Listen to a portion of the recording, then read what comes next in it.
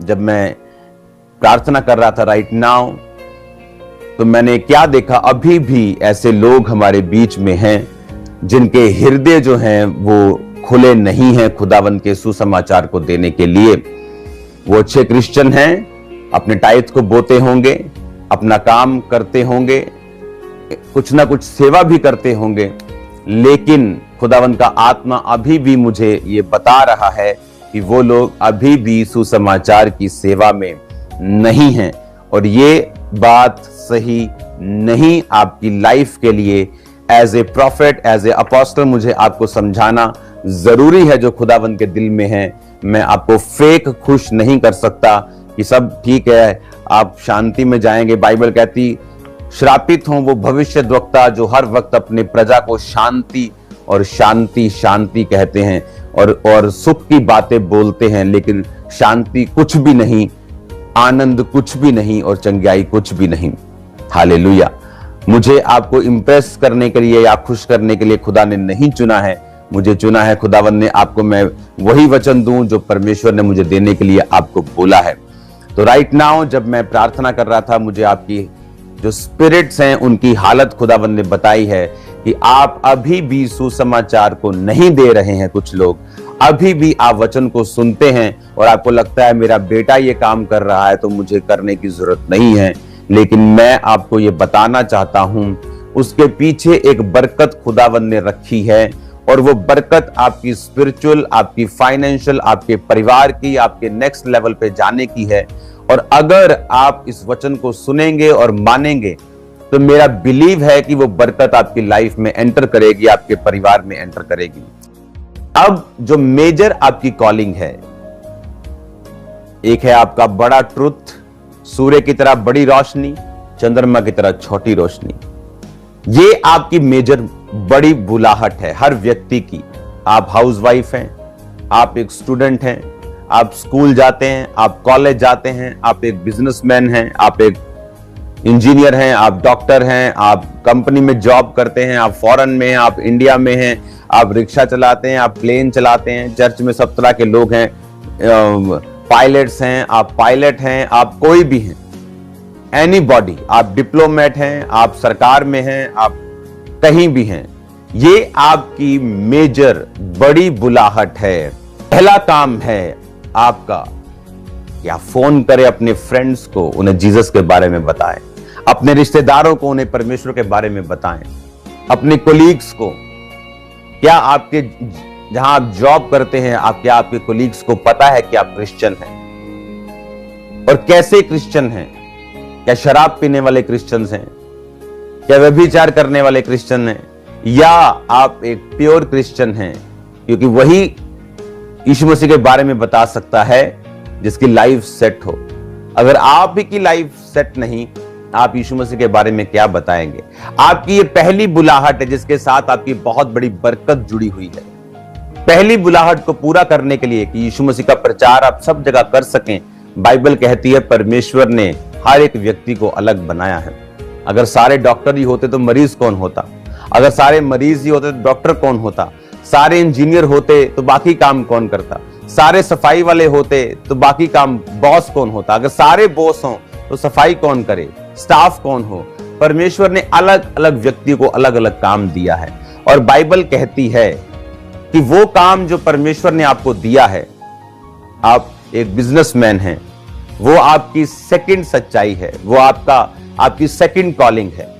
आपको परमेश्वर ने बिजनेस इसलिए दिया है कि आप परमेश्वर के कामों को सपोर्ट कर सकें और आप अपनी जिंदगी को सरवाइव कर सकें, अपने परिवार का पेट पाल सकें, ताकि जो पहली कॉलिंग, आपकी पहली बुलाहट है सुसमाचार को प्रचार करना, उसमें कोई रुकावट ना आए।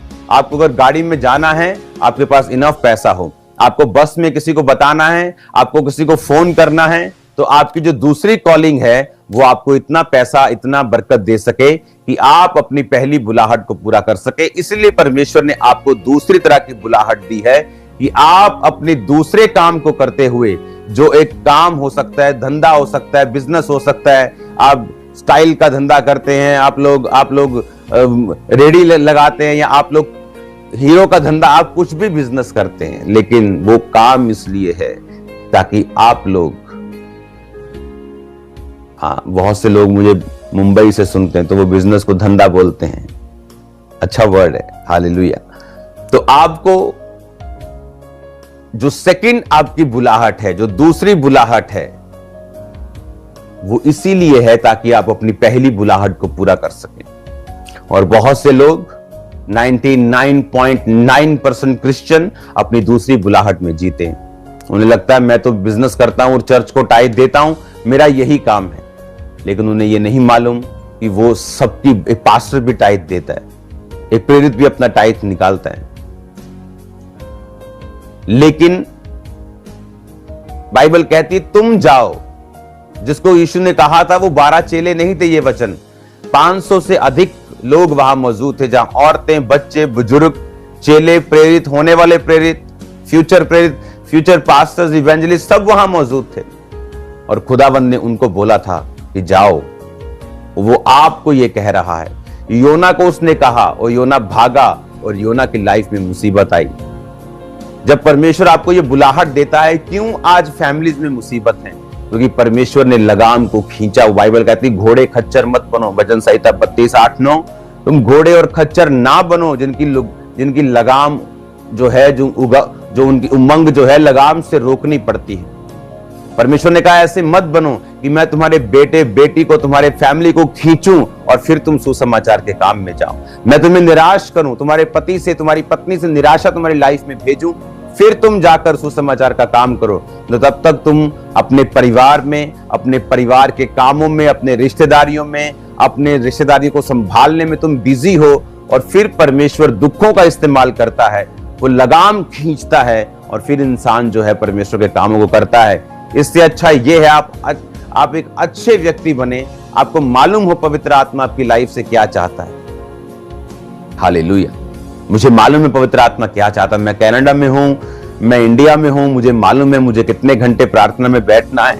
लोग कोई भी हो, कैसे भी हो मेरे साथ, लेकिन जो टाइम मुझे खुदावंद को देना है तो मुझे वो देना है। मैं नहीं चाहता कि मैं सीधा चलते चलते ऐसा बन जाऊं कि मेरी लगाम से परमेश्वर मुझे अपनी ओर खींचे या अपने कामों के लिए करे। तो क्यों ना मैं सीधा सीधा चलता हुआ परमेश्वर के कामों को करता जाऊं जो उसने मेरे करने के लिए अनॉइंट किए हैं। बाइबल कहती है कि आपका पहला काम सुसमाचार को प्रचार करना है। आप बड़े कॉन्ट्रैक्टर हैं, आप कोई भी हैं, क्या आप इंडिविजुअली, क्या आप व्यक्तिगत रूप के ऊपर प्रचार करते हैं? वो किसी भी तरह का हो सकता है।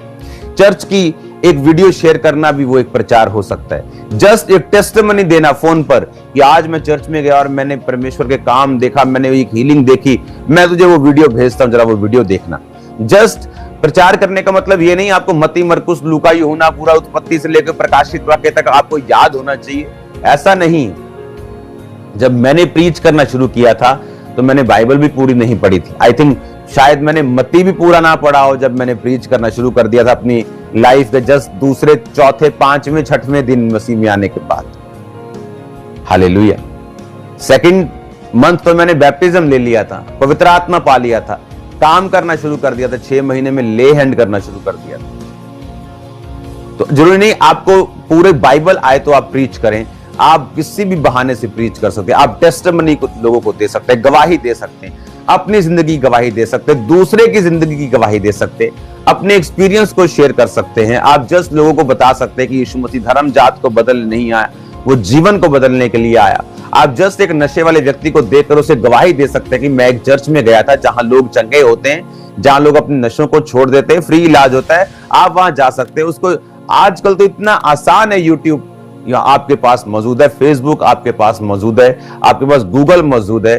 पहले तो एड्रेस लिख के देने पड़ते थे, अब तो फोन पे सब कुछ मौजूद है। कितना आसान है सुसमाचार को प्रचार करना।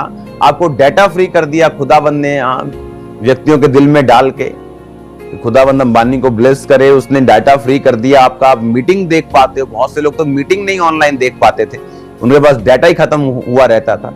तो परमेश्वर ने आपके रास्तों को खोला है, आप उसको इस्तेमाल कीजिए, क्योंकि आपकी पहली बुलाहट है सुसमाचार को इंडिविजुअली प्रीच करना, सुसमाचार को व्यक्तिगत रूप में देना।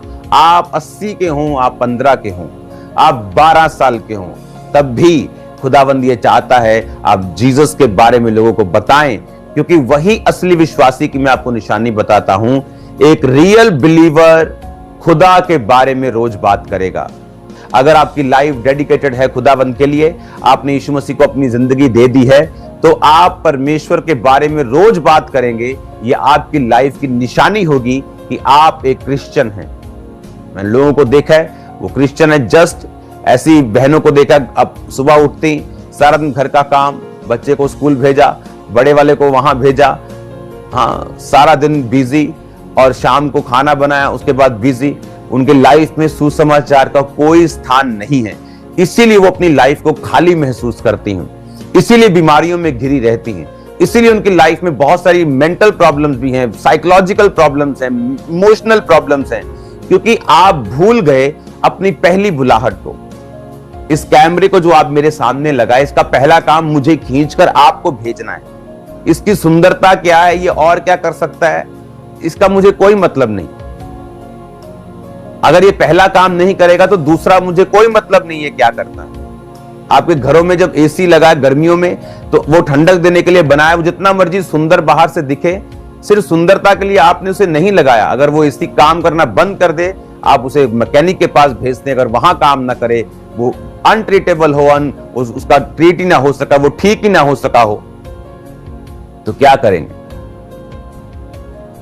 वो बनाया ही ना जा सकता हो तो उसे कबाड़ी के पास भेज देंगे। कबाड़ी फिर उसकी केयर नहीं करेगा, वो मिट्टी में पड़ा रहेगा। आज लोगों की लाइफ कबाड़ियों पर पड़े हुए सामान की तरह हो चुकी है। उन्हें लगता है खुदा मेरी केयर नहीं करता, वो मेरे बारे में सोचता नहीं। वो क्यों सोचे आपके लिए? आप उसका वचन पूरा करेंगे। परमेश्वर ने कहा तो लोगों के सामने मेरा इकरार करेगा, मैं स्वर्गदूतों के सामने तेरा इकरार करूंगा। तू लोगों के सामने मेरा इनकार करेगा, मैं स्वर्गदूतों के सामने तेरा इनकार करूंगा। हालेलुया।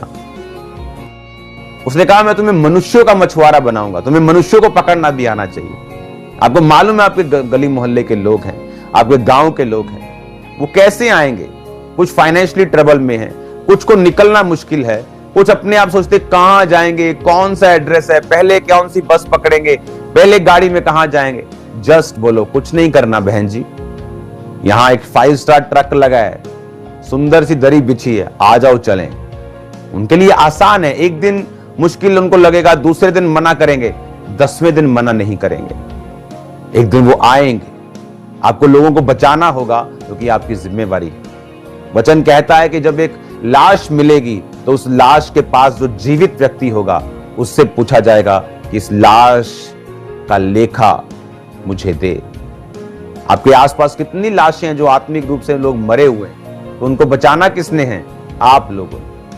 क्या आप में इतने भी समझदार लोग नहीं हैं जो अपने मोहल्ले, अपने नगर, अपने जगहों के ऊपर, अपने कस्बों के ऊपर, अपने नगरों के ऊपर, अपने गांव में, अपने एरिया में, अपनी कॉलोनी में वो गाड़ियां सर्विस करिए कि आओ भाई फ्री सर्विस है, आओ चलें। देखो कैसे लोग बचते हैं, देखो कैसे लोग बेदारी आती, किस तरह से लोग बचाए जाते हैं। आप लोगों को उनके हाल पे मत छोड़ो। हालेलुया। क्योंकि आप चर्च में जब हम लाखों लोग संडे इकट्ठा होते हैं तो इसका मतलब आप कोई जगह नहीं है जहां जिस गांव से आप नहीं आते, पंजाब का कोई कोना नहीं है जहां से आप नहीं आते। तो क्या आप अपनी ड्यूटी को पूरा कर रहे हैं? मैंने लोगों को देखा है कि जब लोगों ने सेवा करनी शुरू की, लोगों को लेके आना शुरू किया, खुदा ने बरकत दी। टेस्टिमनी जाती है कि हम 10 साल से प्रार्थना कर रहे हैं, काम नहीं हुआ, लेकिन जैसे ही हमने लोगों को लाना शुरू किया, काम होना शुरू हुआ। और कई बार जरूरी नहीं आप उनको फ्री ही लेके आए, कुछ लोग किराया खर्चने के लिए भी तैयार हैं, लेकिन उनको एक साधन चाहिए, एक जस्ट अगुवाई चाहिए, एक छोटा सा पुश चाहिए, एक छोटा सा धक्का चाहिए। कई बार गाड़ी की बैटरी बंद होती है तो क्या मांगती गाड़ी? एक छोटा सा पुश, स्मॉल पुश, धक्का लगा, गाड़ी स्टार्ट, उसके बाद सब ठीक है, बैटरी भी चार्ज हो गई। जस्ट लोगों को पुश चाहिए। जस्ट उनको एक बार चर्च में जब आप लाते हैं, उनको लगता है चर्च में पता नहीं क्या करेंगे, मेरा नाम यूसुफ रख देंगे, मेरा नाम पीटर रख देंगे, पता नहीं बोल देंगे, पगड़ी उतार दो बोल देंगे, पता नहीं क्या क्या कहेंगे।